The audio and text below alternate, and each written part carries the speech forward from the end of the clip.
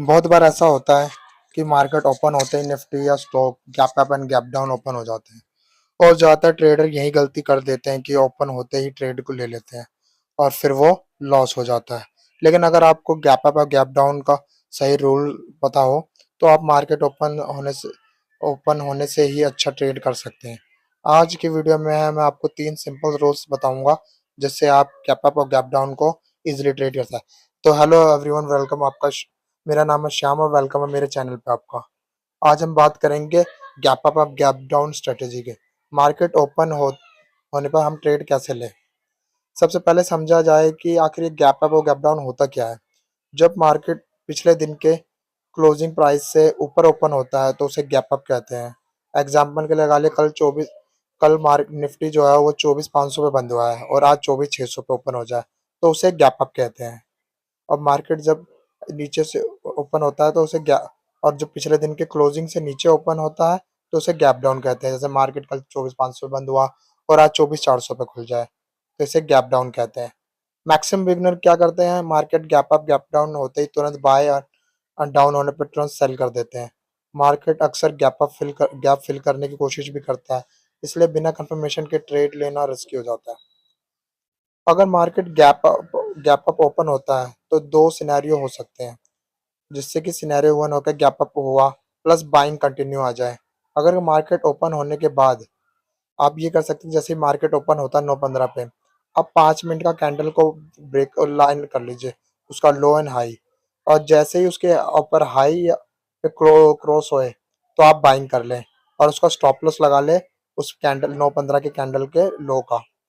ये आपका stop loss है। इस तरीके से भी आप ट्रेड ले सकते हैं। कभी कभी मार्केट क्या होता है, गैप अप ओपन होने के बाद ना गिरने लगता है। अगर ऐसे ओपनिंग कैंडल हो तो ओपनिंग लो कैंडल जैसे ब्रेक करे तो आप वहां पे सेल कर सकते हैं। इससे क्या होता है, इस क्या और उसका क्या होगा, स्टॉप लॉस बन जाएगा उस कैंडल का हाई। अब बात करते हैं गैप डाउन की। गैप डाउन में भी जैसे गैप अप का होता है, वैसे गैप डाउन के सिनेरियो में क्या करेंगे आप, 9:15 पे जैसे मार्केट ओपन 9:15 का जो कैंडल होता है उसके ओपन और हाई मार्क कर लीजिए। जैसे उस कैंडल का लो ब्रेक करे और उस लो ब्रेक करे आप वहां पे आप उसको बाय कर सकते हैं। देन उसका स्टॉप लॉस जो होगा वो हाई का होगा। इस तरीके से आप ओपनिंग स्ट्रेटजी बना सकते हैं। कभी कभी मार्केट गैप डाउन होता है और फिर ऊपर चला जाता है। अगर प्राइस ओपनिंग हाई ब्रेक करे तो बाइंग आ सकती है। स्ट्रेटजी सिंपल है, हाई ब्रेक तो बाय ट्रेड। गैप ट्रेडिंग में कुछ इंपॉर्टेंट रूल्स फॉलो करना जरूरी होता है।